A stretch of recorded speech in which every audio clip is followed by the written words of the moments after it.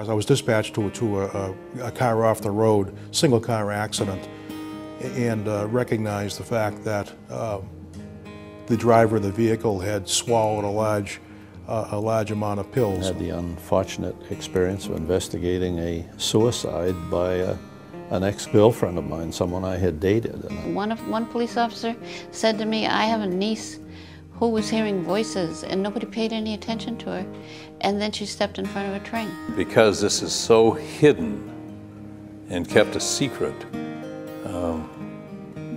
I'm sure it's a lot more widespread than any of us ever wanted to believe. Working as a police officer, I'd have to say more than 50% of our calls would involve somebody with mental illness. Well, I think the police are the first responders, the first line of defense, and oftentimes when the police are called, it's through a sense of frustration from family members, persons of the community. They have to have somewhere to turn to. We have to learn certain signs and symptoms. We have to learn some skills to recognize these signs and symptoms, and what do we do when we encounter them?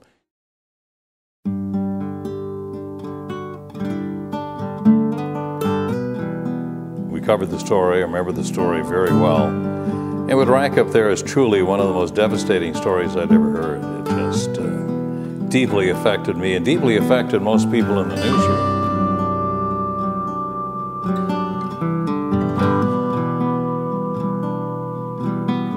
Keep Sound Minds was formed in April of 2008.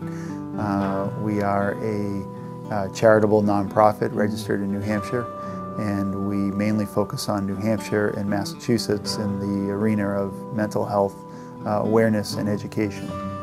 And we developed Keep Sound Minds as a result of a tragedy that our family experienced.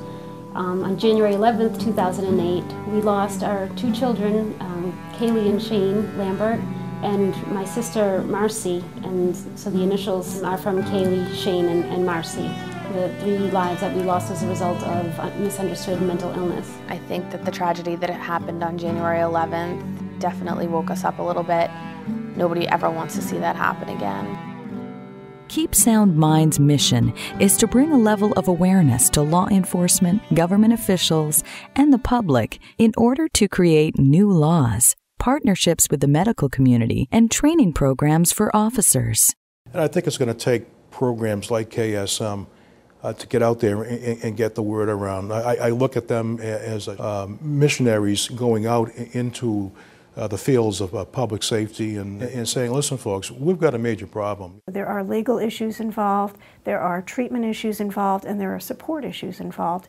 And with good communication and a good system of support and understanding of what the options are, I think a police officer is in a pivotal place to make a really key decision about what happens next when someone has mental illness and is in a crisis situation.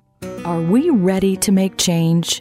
Are we willing to acknowledge what we don't know and take the steps needed to solve this issue?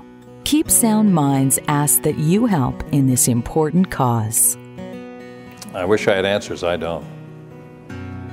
But I certainly have sympathy, and I'd like to do better. I would.